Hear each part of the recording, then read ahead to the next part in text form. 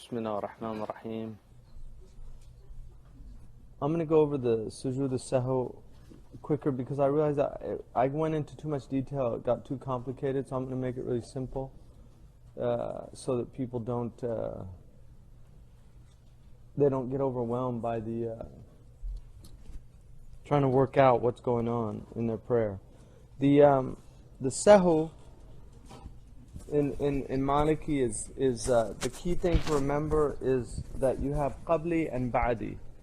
So you have a qabli is something that you do before you actually exit from the prayer, and a ba'di is something that you do after. So qabli means before in Arabic, ba'di means after.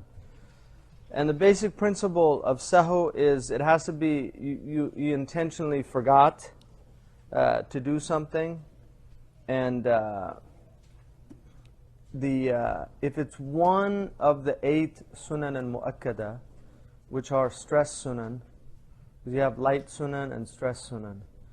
The sunan al-mu'akkada, there's a mnemonic device that the Mauritanians use, which is useful. So I'll give you that. Sinani, Sinani, Shinani, Kada Jimani, تاءاني عدد السنن الثماني. Yeah.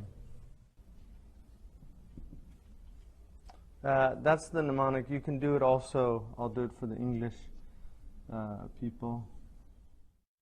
If somebody wants to be clever and work out a English version of that, they can do that. Bring it tomorrow. Sinani, Shinani, Kada Jimani, Ta'ani, Adad al-Sunan al-Thamani. So 2, 4, 6, 8. So each one of those represents one of the... so the Sinani is the surah and the sir that you do. You have to recite a surah after Fatiha. That's sunnah mu'akkada in the first 2 rakat. And then sir, that you recite it silent when it's silent. And then Shinani is the tashahud al-awwal and the tashahud al-thani. Right? Each one of those is a sunnah mu'akkada. Kada, and like that also. Jimani, right? Which is the jahar, the saying the surah out loud. Jahar means out loud. And julus, sitting. The first sitting is sunnah mu'akkada. The second sitting, you have to sit at least for the salam, but sitting for the tashahud is sunnah also. And then ta'ani, which is, what's the ta'ani? The tahmida and the tasmi'a. So saying Allahu Akbar and saying Sami Allahu liman hamida, the whole thing though. So the only time you would do sajda to sahw is you miss 2 of them or more. So if you miss any of these, and with the exception of the last one, it's 2 or more.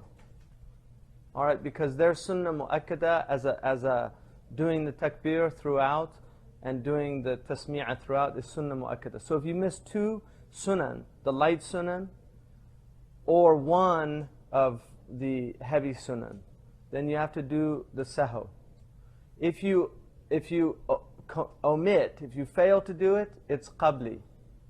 If you do something excessive, it's ba'di. That's the rule. So it's not hard, and that's the most basic thing that you need to know. The other ones, the What was the ta'ani again? Ta'ani is the tahmida and the tasmi'a, saying Allahu Akbar as you move into your positions, and then saying the Sami Allahu liman hamida.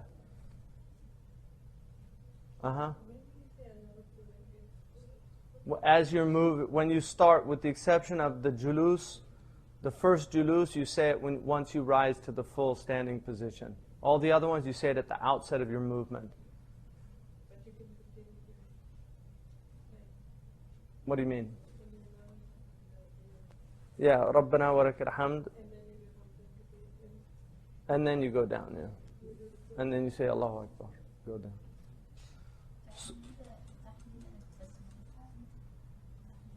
Takbira and the tahmida.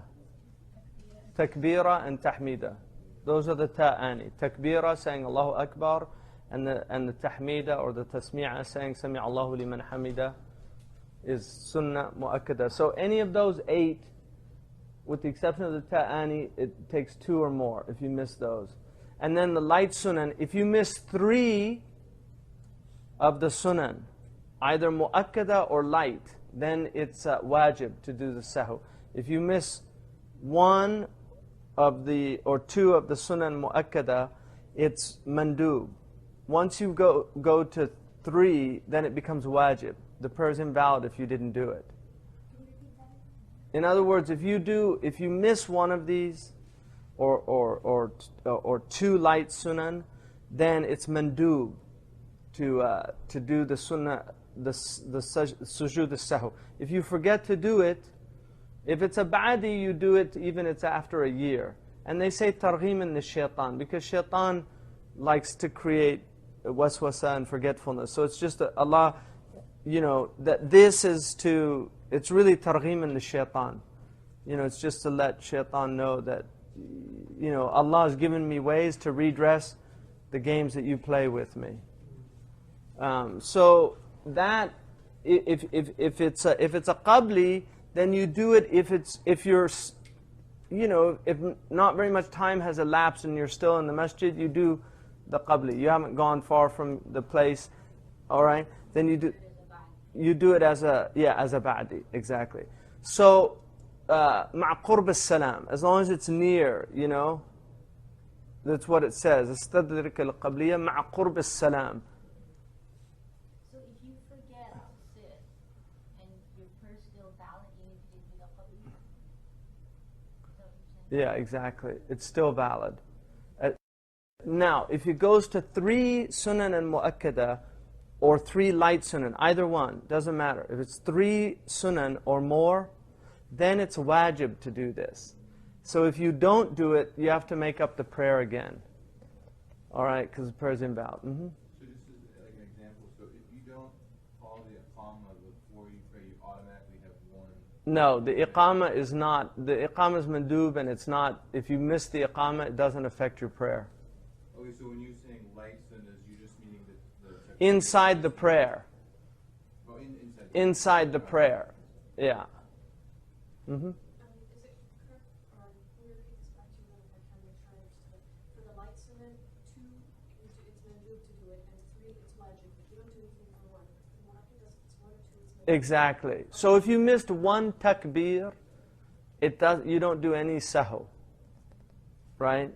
If you do a sahu, then the prayers, you can invalidate your prayer if you do something that you don't need to do purposely. So it's important to know that. Uh-huh. Oh, with the out loud and silent, if you do part of the rak'ah, like, out loud, you realize, and you catch yourself, and you go back. Right, you go back, then that's fine. That doesn't count. That doesn't. Unless you had to repeat the Fatiha, then it's a ba'di that you owe, because you did more than... Do women go by jahr as well, or is it also? Well, no, the women would go by, they would go, because women do the jahr on their own. If you're on your own, they're only loud enough to hear yourself, but it's still jahr. But the sir is also loud enough to hear yourself, isn't it? That's the maximum of sir, and it's the minimum of jahr. So they share that.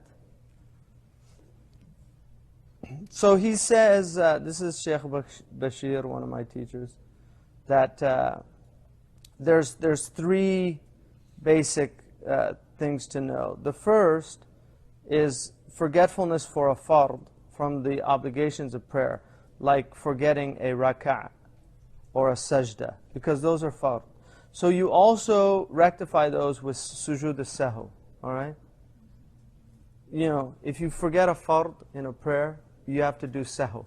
But because it's a fard, it's wajib to do that, to redress it. All right? But it's only after you have completed, you've rectified whatever you missed. So if you missed a rakat, and you realize it, that you missed your second rakat, you did the julus, and you missed your second rakat, then you have to you make up that rakat, exactly. So, and if you're unable to do that, if you left or something, then the prayer is invalid. And so if you're able to redress whatever you missed from the fard, then you do a sahu, you redress it, do the sahu, and the prayer is valid. Unless it's the niyat, unless it's takbirat al-ihram, which I mentioned a couple days ago. Somebody asked me if they make up the prayer again. And the only time you would do that if you missed the takbirat al-ihram, the niyyah of doing the prayer. When you went into the prayer, you didn't have any niyyah in the prayer, then you would have to do it.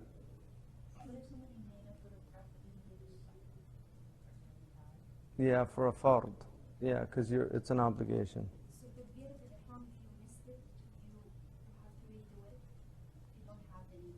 Yeah, if you didn't do. How possible is it that somebody would stand up for the prayer? Well, that's it. It just depends on if people are in a total state of heedlessness.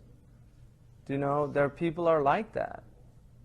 Some people aren't even thinking about what they're doing. I mean, there's people in those states. So if you're not in that state, that's good. But there are people in those states.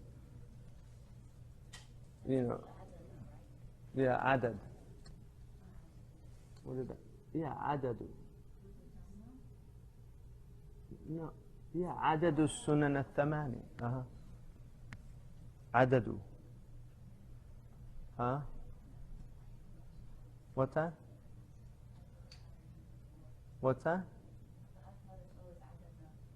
No, adadu. Because it's marfu'a. Adadun. Yeah. Unless you did like Allahumma salli ala Sayyidina Muhammad adada. Yeah, that's different. Then it's mansoob. Yeah. If it's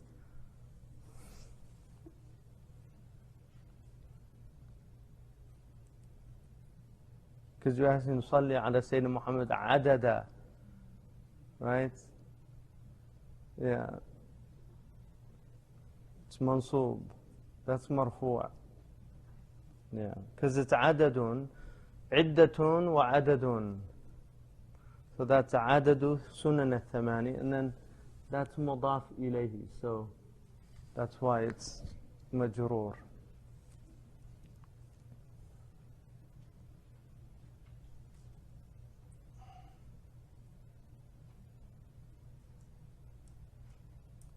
So then the second one is if you forget to do a fadila, right? A fadila, the mandubat. Like qunut. Qunut is not a sunnah, it's a fadila. So if you forgot to do qunut or the tahmeed, one, right? Or something like that. فَلَا سُجُودَ عَلَيْهِ. There's no sujood for that. So whenever you do something like that, if it's before the salam, the prayer is invalid. If you did it before the salam as a qabli. So you should do it from the beginning. And the only takbirah that you would do sahu for if you missed one was for the Eid prayer. So if the imam, because we have 7 takbirah in the first rak'ah and 5 in the second. If the imam missed one of those, then they do sahu, because each one is a sunnah mu'akkadah.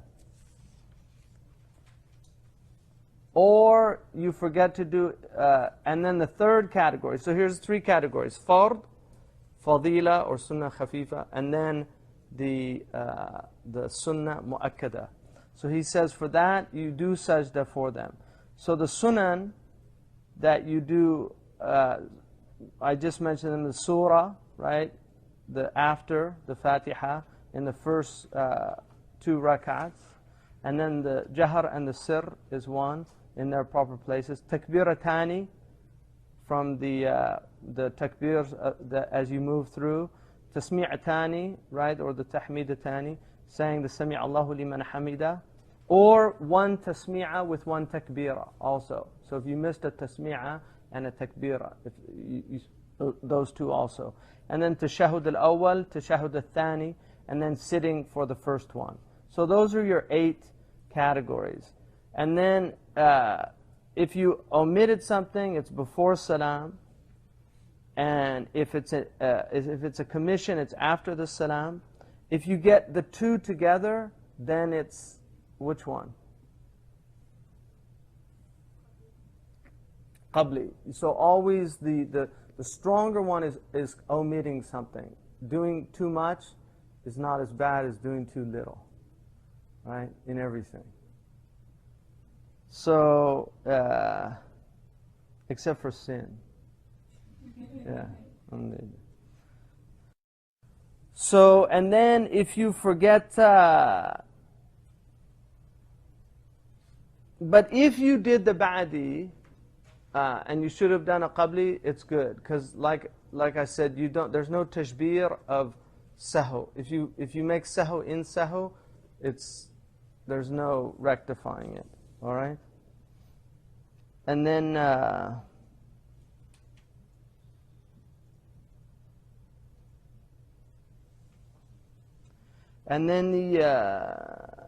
if you forget to do a qabli, and then you do it after you remember it, and it's not a long time and you didn't do there's no hadath, right? Then you redress it. It's an obligation to do it.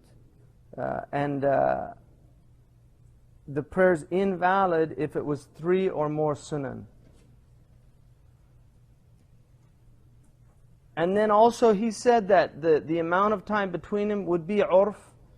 You know, if you didn't go out of the masjid, or there wasn't a long period of time, you get a sense. Like if, you know, it's something you should get a sense of. Like if you don't feel comfortable, it was too much time elapsed, or you've left the masjid, then you should redo the prayer. If it was 3 or more. If it wasn't, if it was 2 sunan khafifa or 1 or 2 sunan mu'akkada, then no. If it's 2 sunan khafifa or 1 sunnah mu'akkada, because the problem with sunnah mu'akkada is they're murakkab. So if you missed 2 sunnah mu'akkada, it's actually 3 sunan or more. Do you see what I mean? In other words, if you missed a surah, you also missed the sir or the jahar. Okay, so you always have to keep that in mind. So 3 or more sunan is what makes it obligatory. So if you actually miss 2 sunan mu'akkada, you're going to have more than 3 sunan because of the tarkib. When you do the ba'di, do you do a taslim at the end? Yeah, you say assalamu alaikum, you do the Allahu Akbar, and then go back up, Allahumma filli warhamni, Allahu Akbar, do the sajda, go back up, and then you do the tashahud and get out a second time. Or, I mean, the tashahud you don't have to do a second time. If you do it or don't, but do the tashahud the second time and then go out. Or just ashhadu an la ilaha illallah, ashhadu Muhammad Rasulullah, and then out. When is it too late to make the takbir? Like, say for example, you remembered while you're in sujood that you didn't make takbir. Because you're in already, because you don't go back to sunan once you've moved to a new, because each station has its acts. That's not an act of where you are. Do you see what I mean? And once you've gone into the fard, because the sajda is a fard, you don't go back to the sunan. If you were remembering it on the way down and you hadn't gone into the position, that's fine. Even if you didn't do it at the outset and you're almost down to sajda, then you can still do it, it's fine. But if you get into sajda, you don't do it. Yeah. Once you move out of the station. Yeah, once you're out of a station, then the acts of the station are not redressed unless it's a fard. So for instance, if I'm in and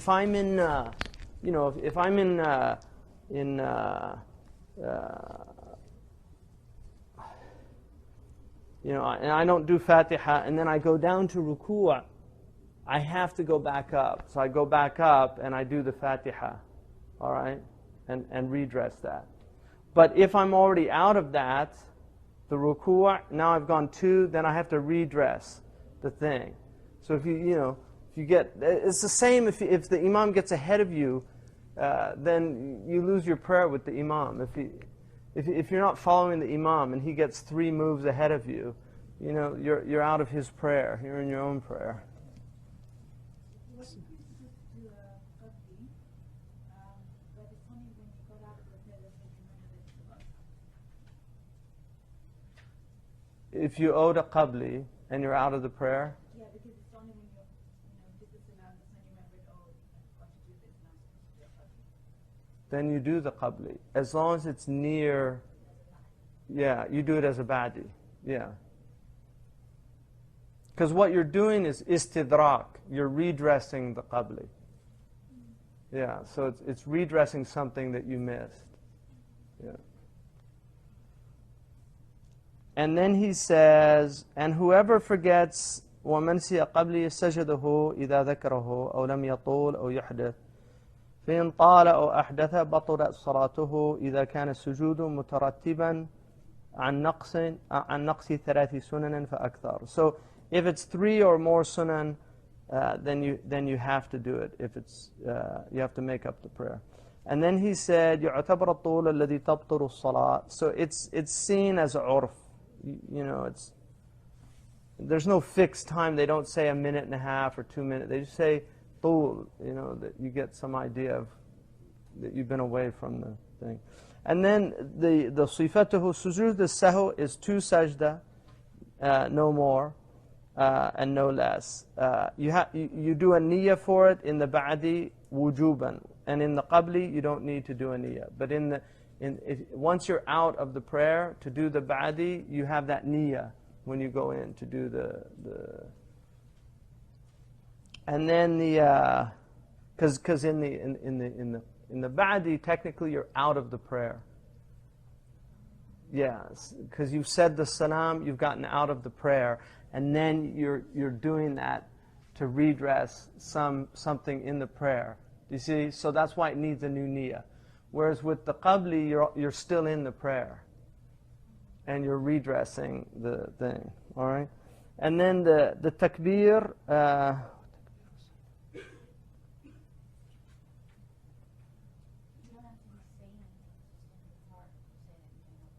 Right.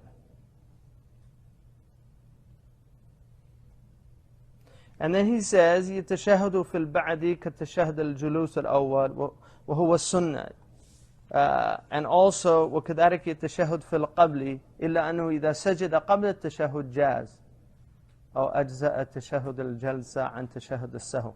So it's, you know, the tashahud is a sunnah, but if you don't do it, you know, the sahu is fine, but it is a sunnah to do the second tashahud in the thing.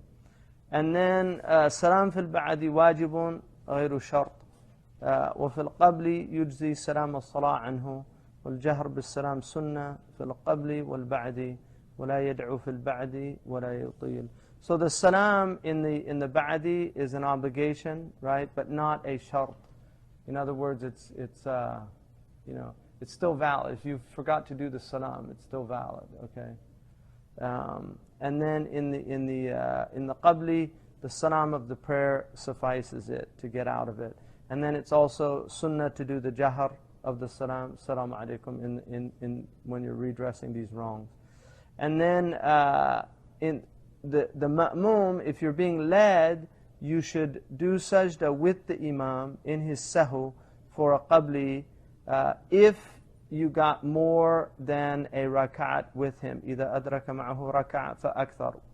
So if you got a rak'at with the imam, you should do the qabli with him. You don't do the ba'di. You would do that after. But the qabli, you do it with him. And if that's the case, if you didn't get the rak'at with him and you do it, then your prayer's invalid. All right? How do you not do it? Just sit there while he's talking? What do you mean? Yeah, exactly. Because say you come in and he's in the last julus, right? He's doing the qabli. Your prayer is actually, you missed his prayer. Yeah, so you don't have his prayer. So if the ma'mum forgets, عما يوجب السجود لم يسجد ويحمله الإمام عنه. So if the ma'mum forgets anything, he doesn't do a sujood, because the imam carries his prayer, any mistakes he makes. Unless it's arkan. If it's one of the arkan of the prayer, the fara'id, asasiyat, then he doesn't carry that. وَمَنْ سَهَى يُسَبَّحْ لَهُ. If somebody forgets, you say subhanallah for him. And it's also permissible for the imam and the ma'mum to ask a question and to answer it. Did I only pray 3 rakats? He can say that. And they can say yes. And then he gets up and does it. If he needs clarification. So that's permissible. In the prayer? Yeah. The Prophet ﷺ asked the man, does everybody agree with him? They said yes. And so the Prophet redressed the prayer. Yeah.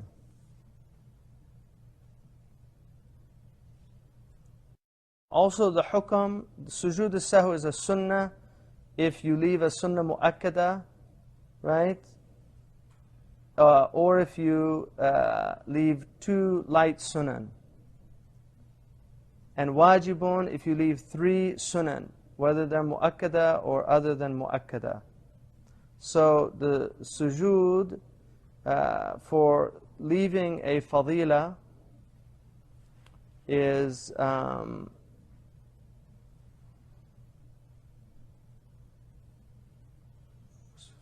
if you do a sujood for leaving a fadila or more, then your prayer is invalid if it was before the salam. And وَلَا يَجْبِرُ السُّجُودَ الصَّلَاةِ إِذَا نَقَصَ. So you don't have to do the sujood if there was a lot. No, if you miss a fard, the sahw is not going to redress that fard. You have to come with the fard and then do the sahw. If you just do the sahw without the fard, it doesn't redress it. And then he gives some examples of, if you get up for من قام من ركعتين في صلاة رباعية, if you do and you forget to do the julus sahwan, you go back to the julus as long as you haven't left the earth with both hands and knees. That's an important one, because that's a common one people do mistake. So if you're in the julus, you've gone down to your second sajda, and you're coming out, and you get off to here, and you remember, oh, I didn't do the julus. You go back down, and you do your tashahhud. That's in the first one. But if you go to here, and now you're off, hands off, you've moved in to the fard. So you just keep going up. You don't go back down. If you go back down, now you have... What? What do you owe if you go back down? A ba'di, yeah, because you've done more in the prayer. You didn't omit. So you did your julus, but you still owe a ba'di because you did that extra movement. So, maybe I missed this. Let's say you're joining the prayer late, and let's say you join in the middle of prayer, like the second rak'ah, and the imam made a mistake in a rak'ah that you missed, and he does like a ba'di. yeah. You do the ba'di? You don't do the ba'di with him. Yeah. You do the ba'di at the end of your prayer. Because he's getting out of the prayer. See, he's in another action that's extraneous to your prayer. He's out. That's why you don't follow him. He has a niyyah for that, because he's now out of his prayer. And so if you do it with him, you're doing an action outside of the prayer. But I do the ba'di regardless if I... Yeah, you would do the ba'di after you finish the prayer. One of the life sunnahs is to do salawat on the Prophet. Right. Is that fulfilled by even like the shortest, like just saying, Allahumma salli ala Muhammad? Well, the sunnah is the salah al-Ibrahimiyya. Yeah. And Imam Shafi'i says it's a fard. So it's better to do it khurujan an al-khilaf. It's mustahab to get out of khilaf. Generally. Unless it means doing a makruh in your madhab. You see, so like Ahmed ibn Hanbal has 2 salam to get out of the prayer, but for us, that's not a sunnah. Whereas the tashahhud is a sunnah, but if somebody says it's fard, then you should really do it. Do you see what I mean? That's the difference. So if there's something that another imam in another madhab says that emphasizes, like it says something that's sunnah in your madhab is fard in his madhab, then you should, it's good to get out of that khilaf. Yeah. Whereas if it's something they say you should do, but in your madhab it's makruh to do, you don't, that's not, yeah, that's not. Uh-huh. You said that if the imams in the prayer last saying that you join him and should actually really join him, do catch the prayer with him. So if you know that he's in the last sitting, like for example the Shafi, you can tell by the way that they're sitting. Yeah. Should you? Yeah, no, you still join the prayer with them. He might get up for a rakat that he missed. You know, there's khayr even in that little baqiyah. What if he entered the prayer but he's already done the Fatiha? Mm-hmm.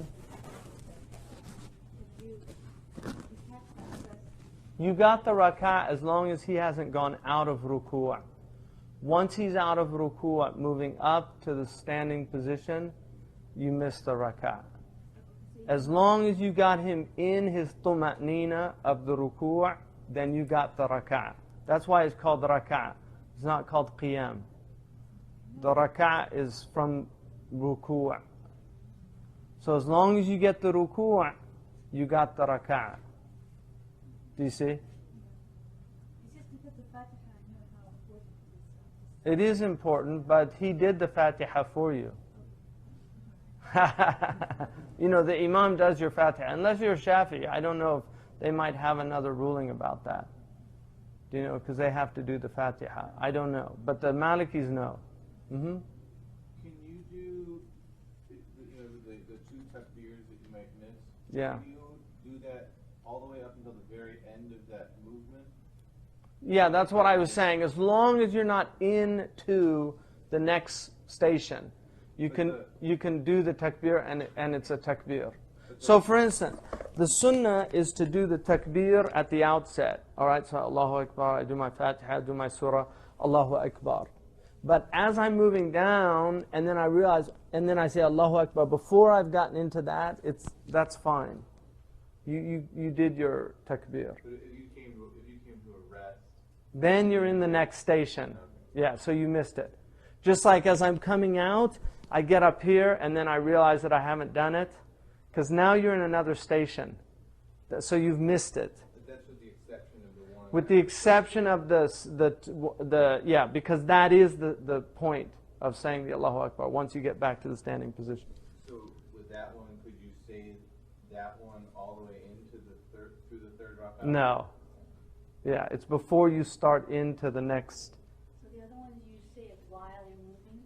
Yeah, as long as you're not into the next station, right? Because that's the then it applies to the next thing that you're in, the takbir for that. Which is the whole third qiyam, you could say the takbir and it would still count that takbir from getting up from the first julus. Right. Mm-hmm. So the beginning of the sujood station is when your hands hit the floor. Yeah, once you're in that station. Yeah.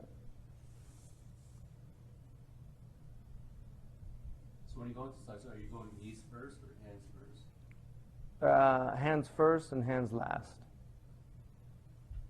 Hands first, hands last. So first on, last off. And then he says,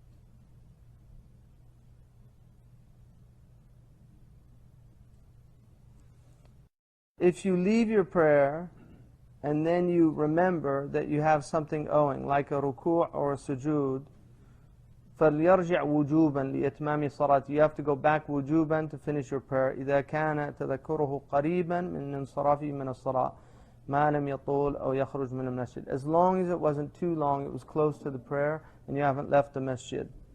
وَرُجُوعُهُ يَكُونُ بِتَكْبِيرَةٍ يُحْرِمُ بِهَا نَاوِيًا إِتْمَامَ مَا بَقِيَ مِنَ الصَّلَاةِ. But so you go do the takbir again to come back into the prayer and complete what you've made. وَيُنْدِبْ لَهُ رَفْعُ يَدَيْهِ. So it's mandub to raise the hands again. وَيَرْجِعُ إِلَى الْحَالَةِ الَّتِي فَارَقَ الصَّلَاةِ فِيهَا. And then you go back to whatever position that you left. Like if you left ruku', so يَرْجِعُ قَائِمًا. وَتَارِكُ السَّجْدَةِ يَجْلِسُ. And then you do the sajda.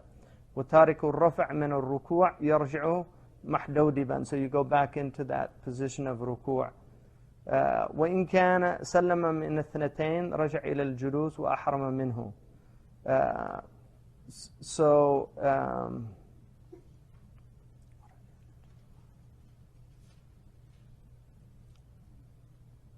وإن كان سلم من رابع أو ثالثة. So if you did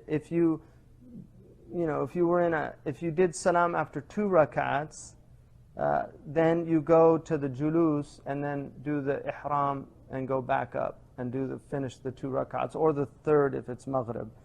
And if you did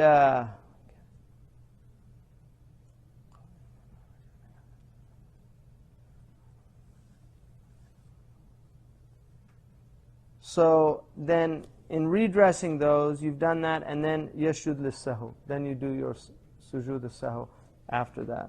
So do you make a new name? What's that? So let's say you make a tasneem early after 2 rak'ahs, you still Yeah. When No, you your niyyah is to redress what you missed from the prayer, but you do the takbirat ihram to get back into the prayer. okay, do you go back to julus? You go to the julus and then go up, and then Allahu Akbar, yeah.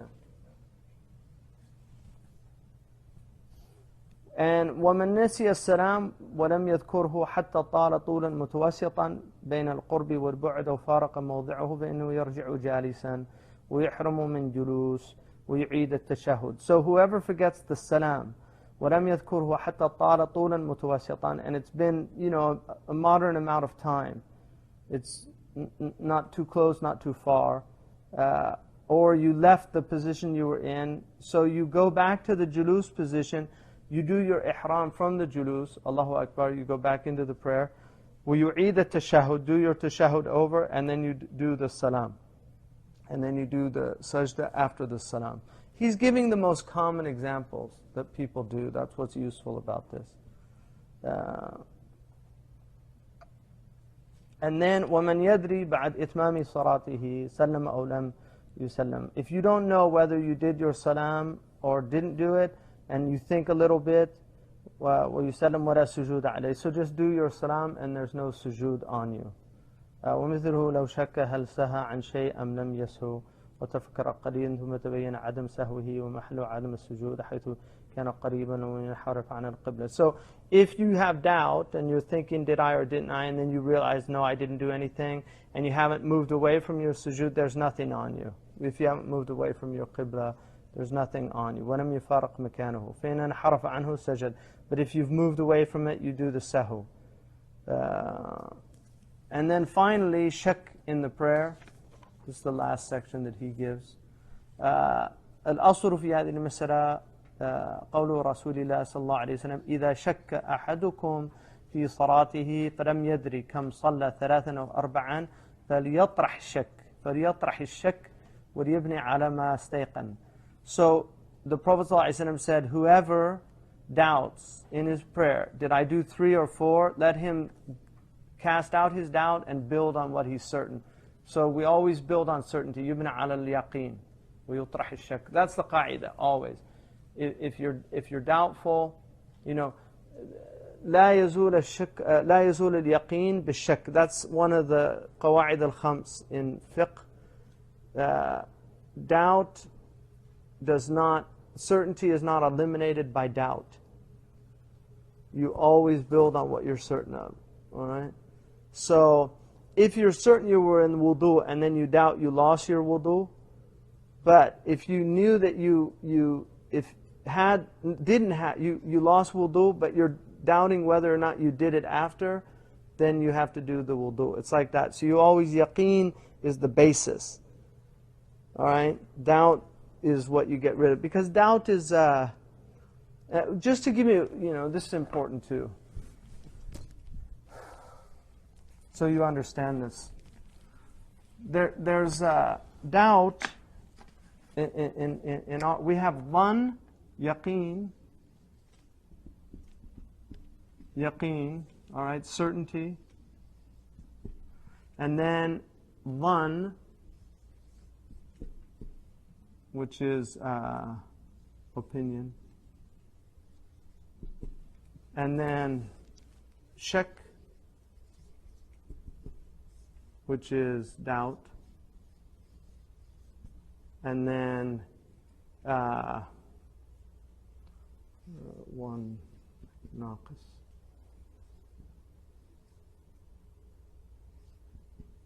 And then waham. Okay, you have on a scale. Shak is right here. You don't know if you did it. You don't know if you didn't do it. That's shak. Yaqeen is your certainty that you did it. So that scale goes up. Certainty is it. One is, it's in knowledge you have facts and you have opinions. Opinions are, they could be right or wrong. But a good opinion is built on something, right? When you have an opinion about something, like I think Obama is a better candidate than, that's an opinion. This is not certainty, it's an opinion. Because certainty is what everybody agrees on, right? But you can give your arguments, and then the person who gives his arguments and an intelligent person who listens to both of them, you know what?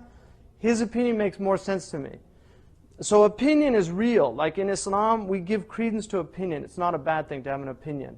But it should be based on rational arguments, intelligence. So that's why gharib al-dhan is important, because gharib al-dhan, which is a preponderant opinion, it's a strong opinion, can reach the level of yaqeen in Sharia.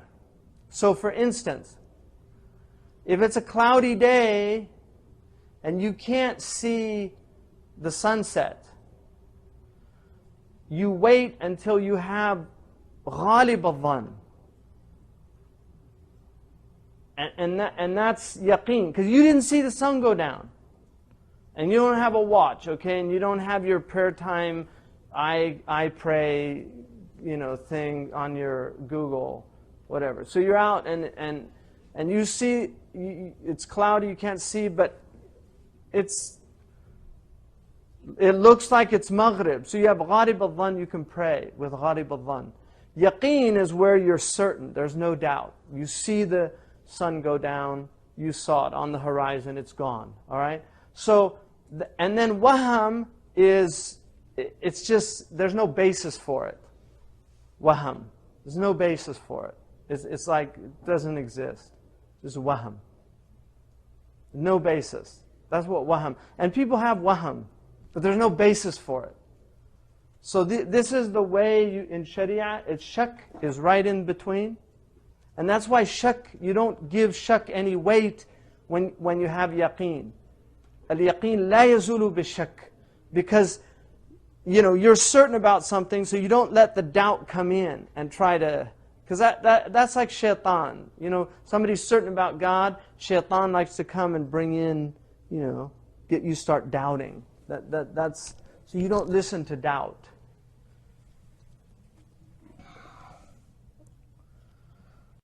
So that's the basis of the masala. And then فَلْيَقِيَ الشَّكْ وَلْيَبْنِ عَلَى الْيَقِينَ in الرواية. So he says, فإن استيقن التمام سجد سجدتين فإن كانت صلاته تامة كانت الركعة نافلة وسجدتان نافلة وإن كانت ناقصة كانت الركعة تمام الصلاة والسجدتان ترغمان أنف الشيطان. فمن لم يدري ما صلى 3 ركعات أم 4 مثلا فإنه يبني على الأقل. So you should always build, if you think, did I do 3 or 4? You build on 3. And then you complete the 4th one, and then you do the sahu after the salam. Because you might have done 5. Yeah. And you didn't omit anything. That's why you do the ba'di. And then وَمَنْ لَازَمُ الشَّكْ وَهُوَ الَّذِي يَأْتِيهِ فِي كُلِّ صَلَاةٍ أو في كل وضوء. Now if you're what's called, you have mustankih al-shak, somebody who is always has, it's muwaswis, somebody who's like in a state of obsessive compulsive. If you have that problem, it is a problem, but if somebody has that, then it's the opposite, that you build on your doubt. And the beauty of that is it's actually targhim min ash-shaytan, because it's actually a treatment for the problem. So you build on your doubt, not on your certainty. It should be at least once a day. In one of your prayers, you make that mistake. It happens every day. If it's not more than once a day, you're not in that category. Some people have in every prayer, Sallamakumullah. I mean, there's people that have that. Mm-hmm. So if you are certain that you completed a rak'ah, but you have doubt that you may have missed a part in it, like missing the ruku', for example, right? Does that make the rak'ah valid because that's what you're certain about, is that you completed the rak'ah? Yeah, no, you're certain. Okay. You always you build on your certainty.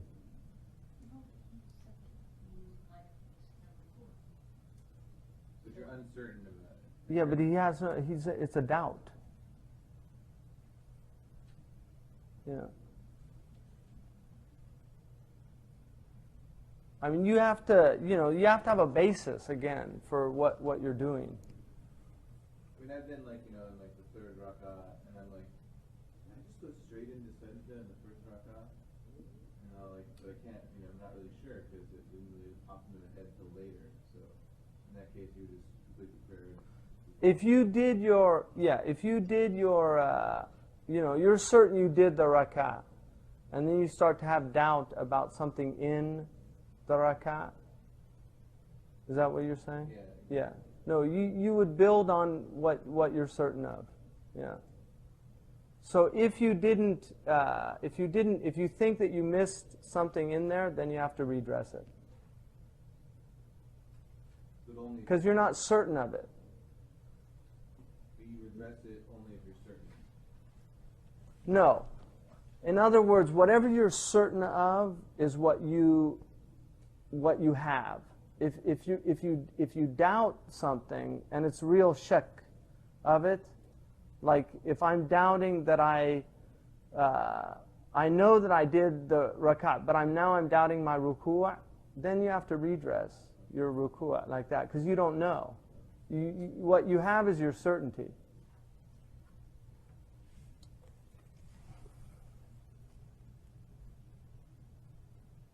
Unless you're muwaswis. Right? If you're muwaswis, then it's only what, you ignore that.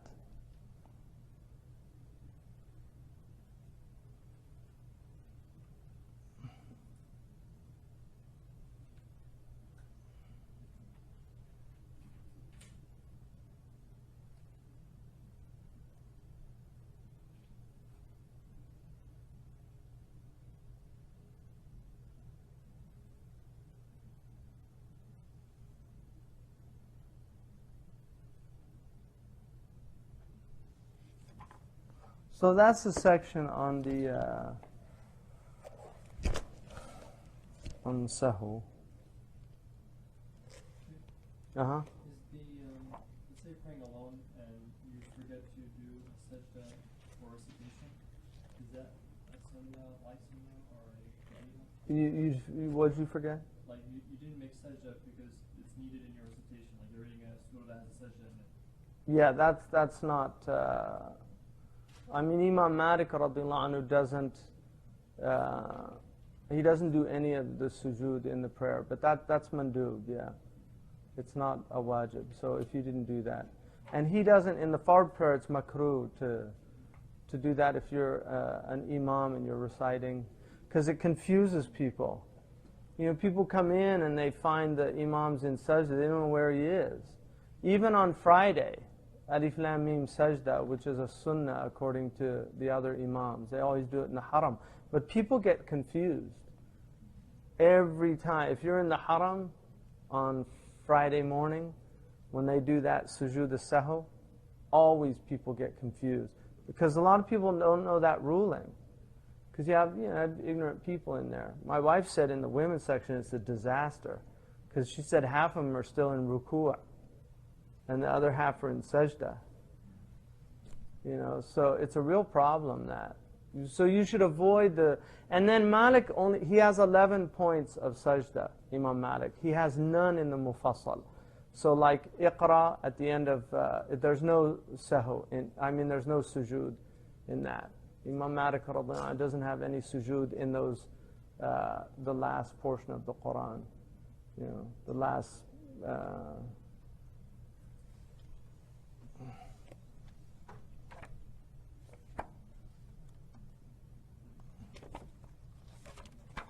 So,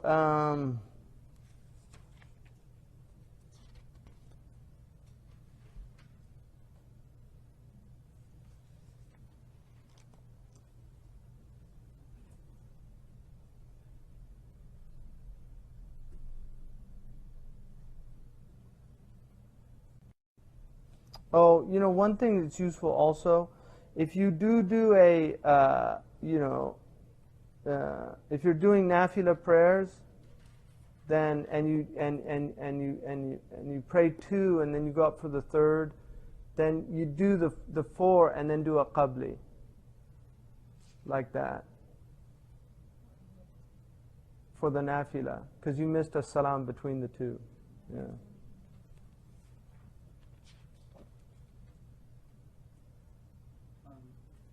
We asked about doing a regular taslim if you were leading people in prayer. Does that, in doing it that way, does that invalidate like the regular, the more like Maliki have taslim in terms of it being? What do you mean? If you lead people in prayer and you say Assalamu alaikum wa rahmatullah. Assalamu alaikum. Does that somehow invalidate? No. No, it's you're just leaving a mandub in the Maliki madhab. It's not a big deal that, But obviously that hadith of Zuhri shows you that it was a strong practice. Because when he saw the man doing it, he's like, where'd you get that from? It wasn't something that they were used to in Medina. He probably knew it existed, I don't doubt that. He might have just been giving the guy a hard time, or who knows, But they, in Medina, they were very consistent about practicing the amal, and they did not like people to bring in things into Medina from other places. Yahya ibn Yahya al-Laythi mentions that when he was on his way from Andalusia to Medina to study with Malik, he said there was a man on their caravan who was, he used to get up and tell stories and make everybody cry after the prayers. Like he was, it's kind of like Jama'at Tabligh. If somebody got up and he's like, and it was nice and people get affected by it and they would cry.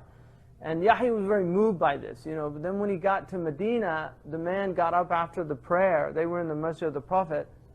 And he started doing this, and he said people started throwing sandals at him.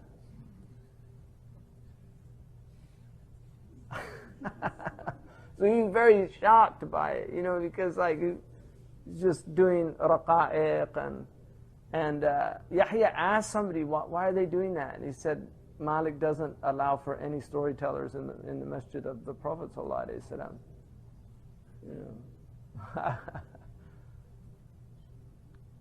Because for him, the masjid was a place of ilm. It wasn't really a place, wa'adh was for Friday, but it wasn't really a place to tell stories and,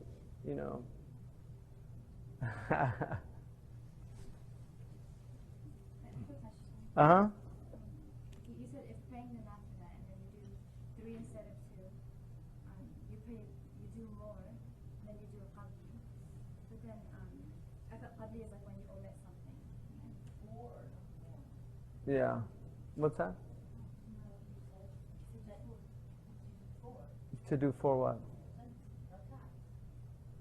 Like if you do the nafila, forget to salam after the second. Yeah, then you would do a qabli because you omitted the salam. Qabli is, yeah, it's for omission. Commission is ba'di. You still do a surah after all 4. Yeah. Mm-hmm.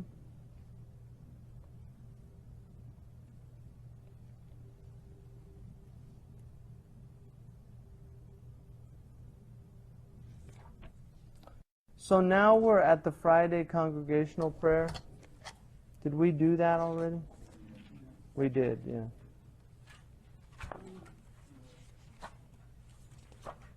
So now, did we do Sunan al-Jumu'ah? Mandubat al-Jama'ah? Okay, وَنُجْبَتْ إِعَادَةُ الْفَذِّ بِهَا لَمَغْرِبًا كَذَا عِيشًا مُوتِرُهَا.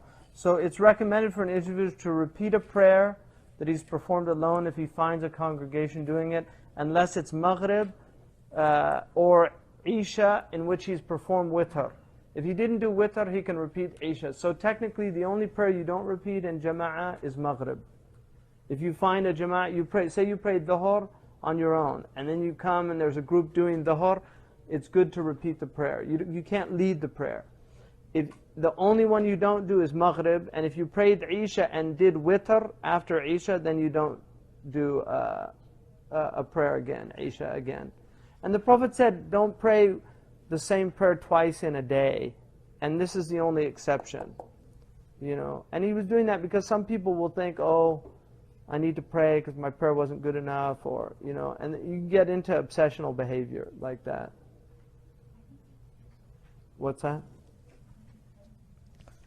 Yeah, so now we're on the Imam, Shurut al-Imam. Alright? So the Imam should be legally responsible. He should be a male. And I mentioned Ibn Ayman relates from Malik that Imam Malik permitted women to lead the prayer for the Malikis. But that's a weak opinion. It's supported by the hadith. Aisha and Salama used to lead the prayer for the women. That's established. Also, Haram led the prayer for women. Imam al-Mazani from the Shafi'i madhab.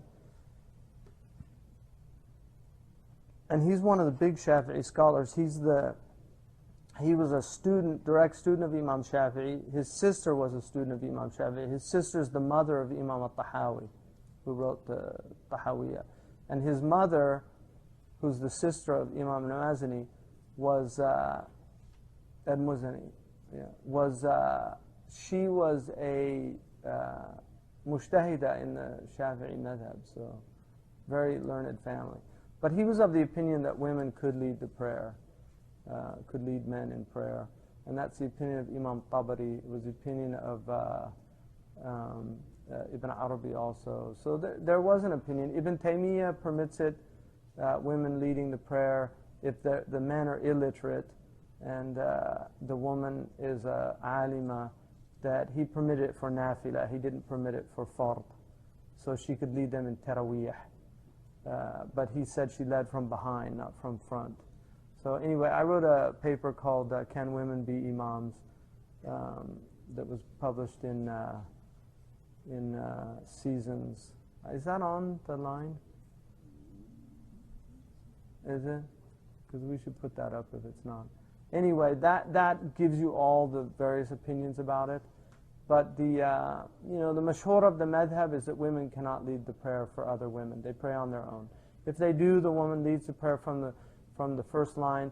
If you're in a place and the women are going to pray in congregation, if you join the congregation, the prayer is valid. It's valid to pray behind the mujtahid of another madhab.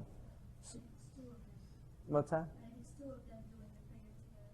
Who stands at the right and who stands at the left? then you always would stand on the right of the imam. If there's only one, you stand on the right. The Prophet ﷺ, Ibn Abbas once prayed, he used to pray with him, and he would get on the left. He was a little boy, so he would get on the left. The Prophet would take his ear and pull him around to the right side.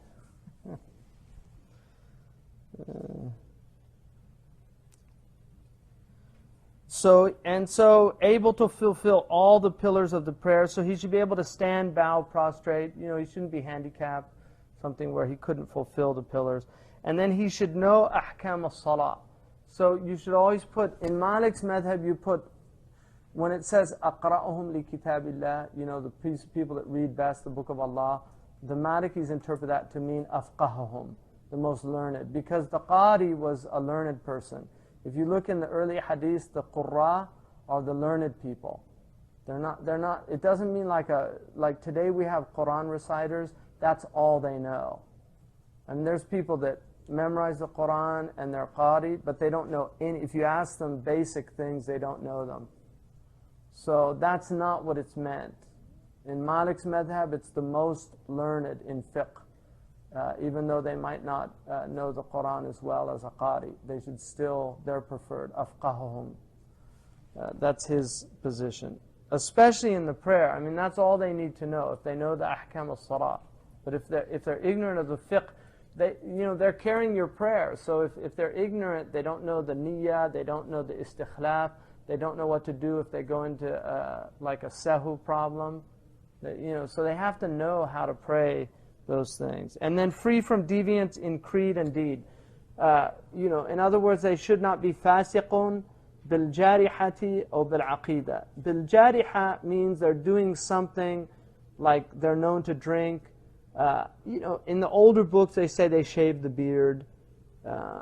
I wouldn't apply that today personally. The Mauritanians, a lot of them do. The people I studied with, but in Mauritania, until very recently, everybody grew beards.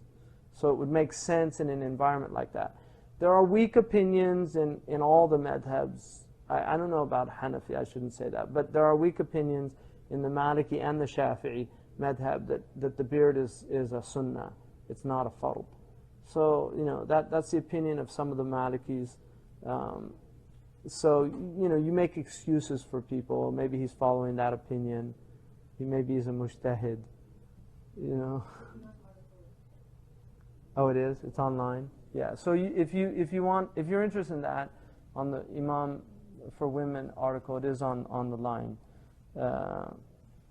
And then free from having faulty Arabic pronunciation. Tajweed is a fard. To recite the Fatiha and the Surah with tajweed is an obligation.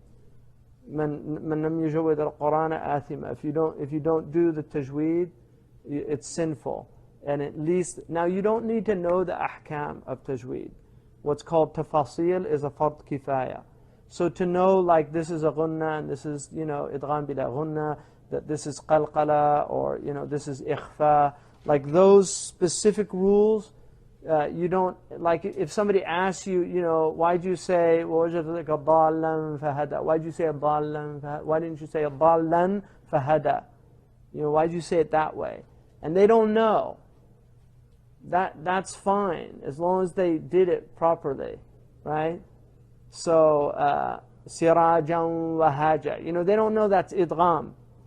But they don't say sirajan wahaja. They don't pronounce that noon. As long as they come with the idgham, then they're fulfilling the obligation. They don't have to know that that's what it is, all right? So, if somebody can recite that. Now, there's lahn khafi and lahn jali. Lahn khafi, most of the ulama say that, if they have a lahn jali, like if it's an egregious lahn, like they say, walad zalin, that's jali. Like, nobody's going to debate that, and then their prayer is valid for them, but not for others. And so the ulama differ. Some of them say if nobody knows tajweed, they should all pray on their own. Yeah, because nobody should, you're putting somebody forward and he's supposedly taking the prayer of the others, but his prayer is invalid, technically, because he can't pronounce the Fatiha properly. So if that's his excuse, it's his personal excuse. It's not an excuse for the others. So that's the idea behind that he should do the prayer.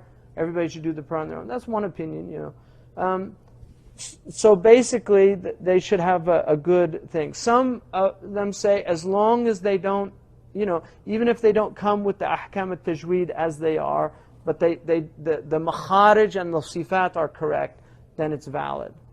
Now, one of the nice things about the Fatiha is there's only what ruling is in Fatiha? What's that? That's it. Yeah, sirat. Yeah, sirat al-ladina.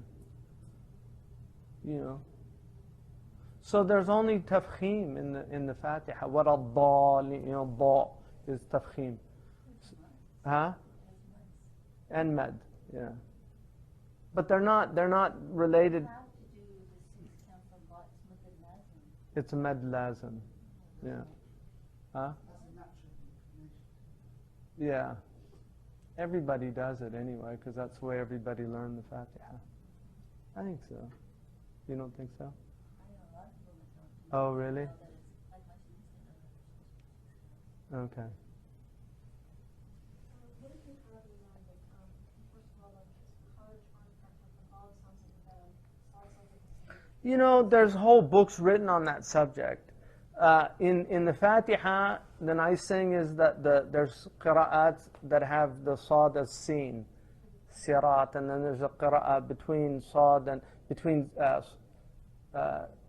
It's like a zirat al-mustaqim.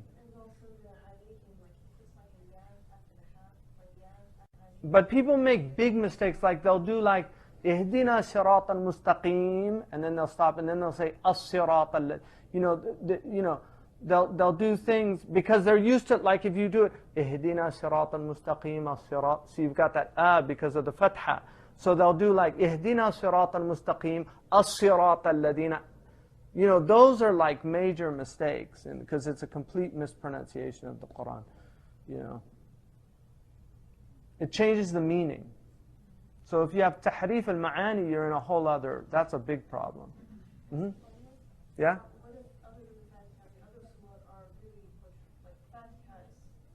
Yeah, no, Fatiha is the key thing, But if they're making like i'rab problems, then they're just jahil.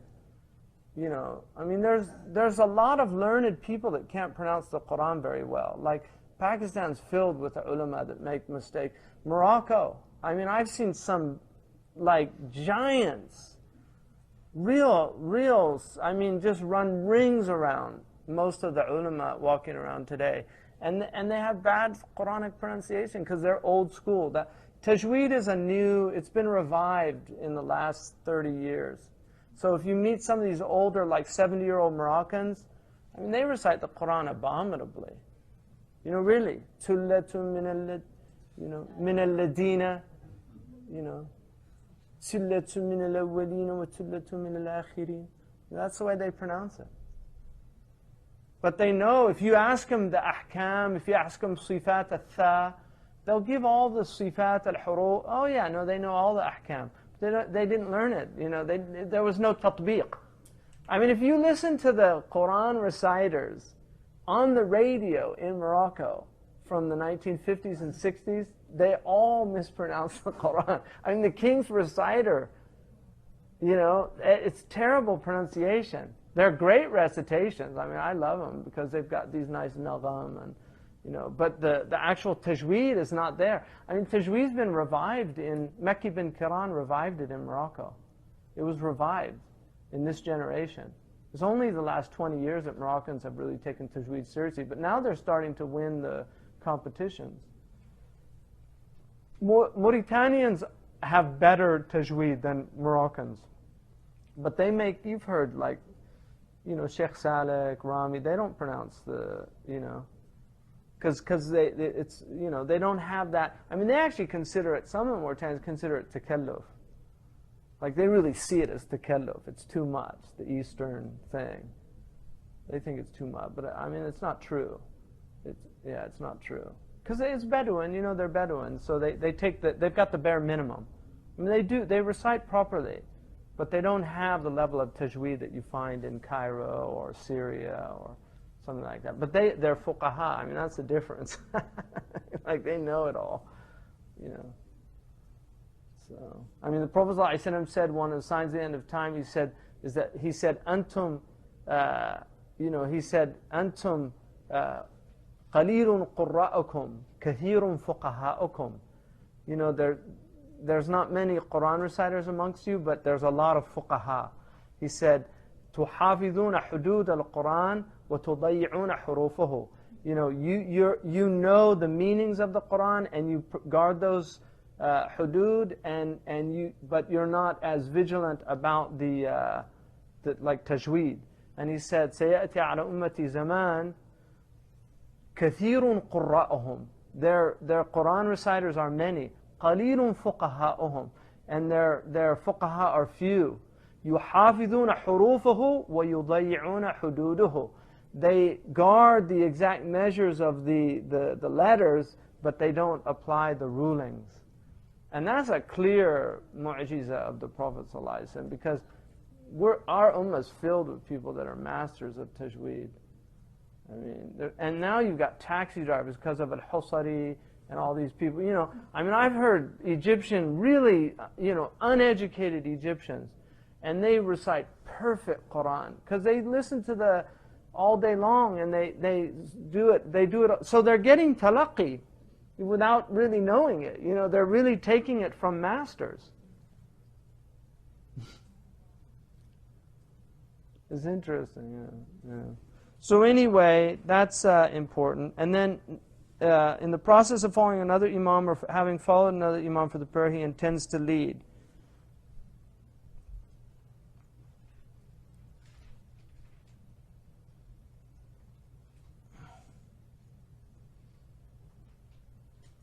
Yeah, so in your istikhlaf or on Jum'ah, you have to make the intention of the niyyah of imamah.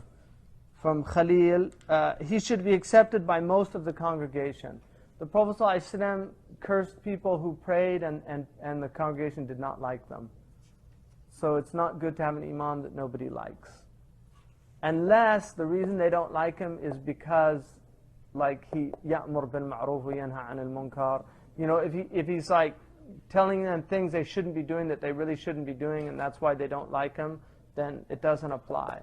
But if he's got personality problems, and we do have imams like that, where people just don't like them, then it's a problem. Yeah, that's recommended. And then be the head of a household if in a private home.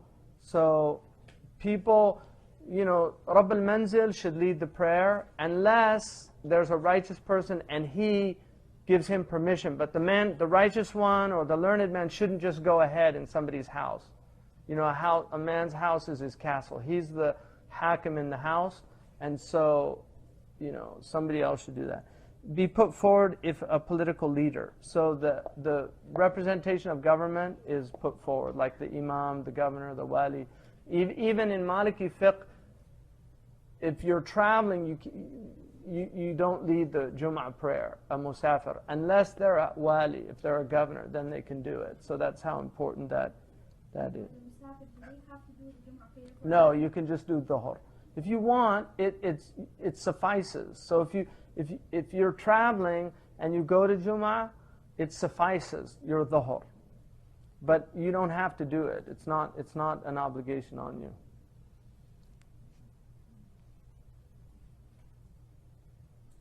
And then be the most knowledgeable in fiqh, be the most knowledgeable in hadith, be the most devout, be the best reciter. So this is actually the way it goes down. This is the way it's followed. Be the best reciter, be the most noble in lineage, so a descendant of the Prophet ﷺ. All things considered, like if the first 8 are, they're pretty much equal in it or something, or they're not there, then you go to the noblest in lineage. And that's the only nobility of lineage we have, is the Ahl Bayt. Islam is egalitarian with that. You know, if you look on that yin-yang symbol, you know, in the yin there's always a little white dot. In the yang there's the white dot, and in the yin there's a black dot. That's kind of like in Islam the egalitarian thing, and then there's that little, you know, aristocracy of the Al-Bayt and the Quraysh. But other than that, there's no i'tibar in lineage. And then be the most handsome of countenance. Now people, you know, you can see that that's real. You know, nice faces. The Prophet ﷺ said, seek dua with people with good faces. And there's, you know, that's one of the shurut al-kamal of leadership. Like leaders should have good faces. You want to put good faces forward because people are attracted by nature to good faces. And so leadership, you know, it's good to have people, like people that go on TV as spokespeople for the Muslims. It's important to have people that are, you know, people they're not like, yikes, you know, I mean, like, you know, he's got a eye patch and a hook and, you know, Allahu Akbar. You know, it's going to scare people away. Yeah. Mm-hmm. You said earlier, you'd done one interview after 9/11, I think on like 2020 or some shit like that, and my mom was like, she's, you know, a big flirt and everything. She's like, I really like that Hamza Yusuf.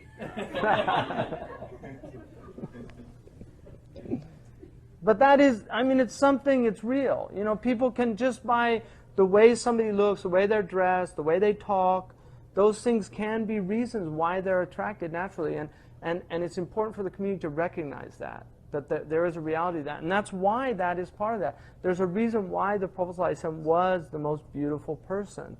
I mean, people were attracted to him physically, and that attraction is, it's like, you know, it's like when you get married. You know, that's the first attraction. It's the least significant in a marriage.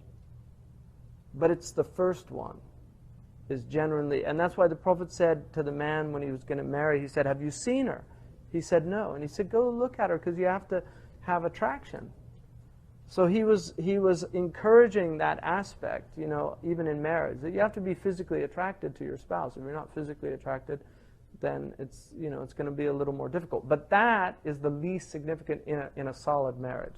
That goes very quick, you know. I mean, it's like when, you know, when you travel, and you go home, you kind of realize that your wife's really pretty. You know, you don't really notice it every day because it's that thing of you get accustomed to somebody, you know.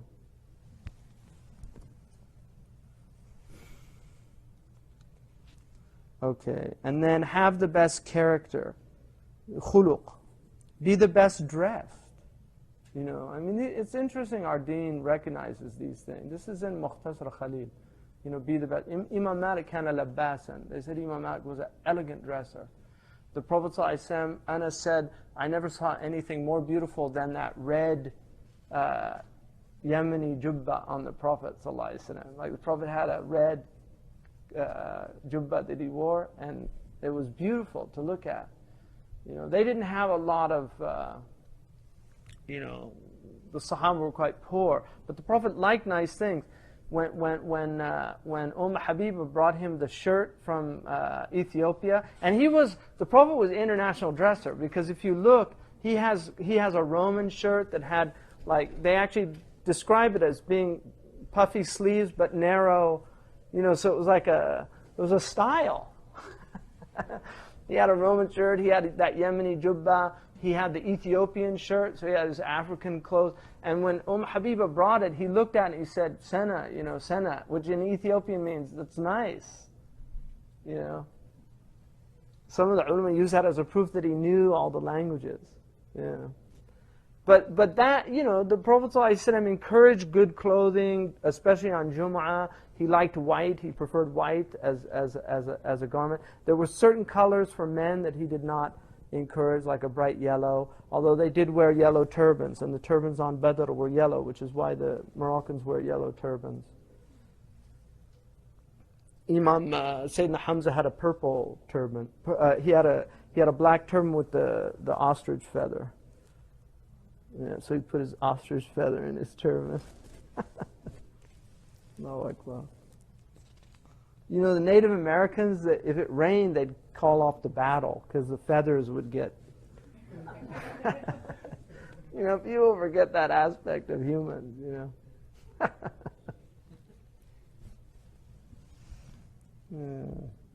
The Arabs, you know, the Arabs in that, they weren't like these bloodthirsty people. I mean, you know, these battles were like 5 people would die. You know, they weren't these major. They just go out, people get wounded. But if you look at the numbers of people that died, I mean, they're not large numbers. Even at Badr, even though the fighting was really intense, you know, if you look, it's not that many people on both sides. Uhud, you know, look at the numbers. In the 23 years, less than 700 people died. That's it.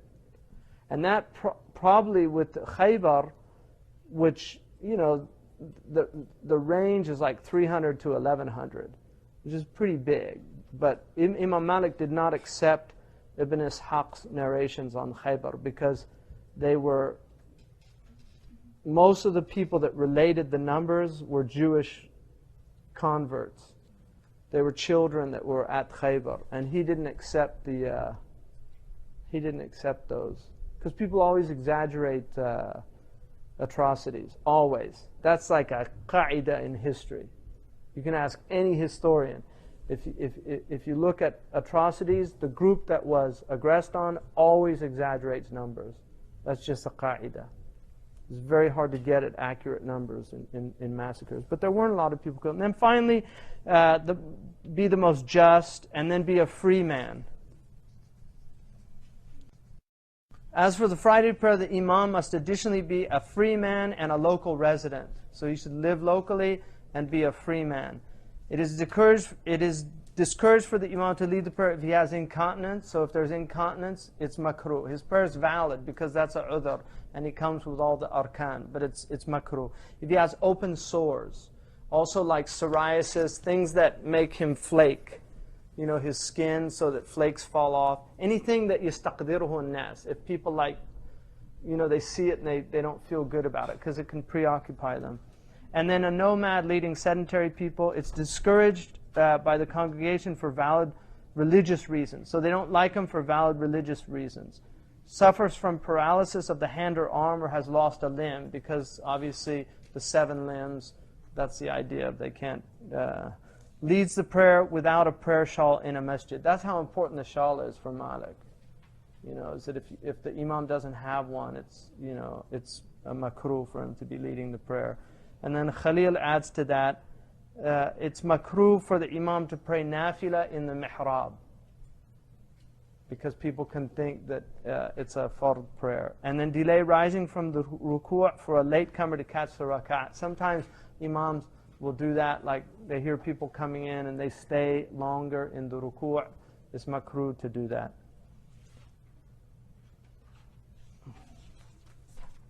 So, let's see. Okay, I think tomorrow I can finish the prayer and then we can do the fasting. So I think we're okay. So I'll stop there for now.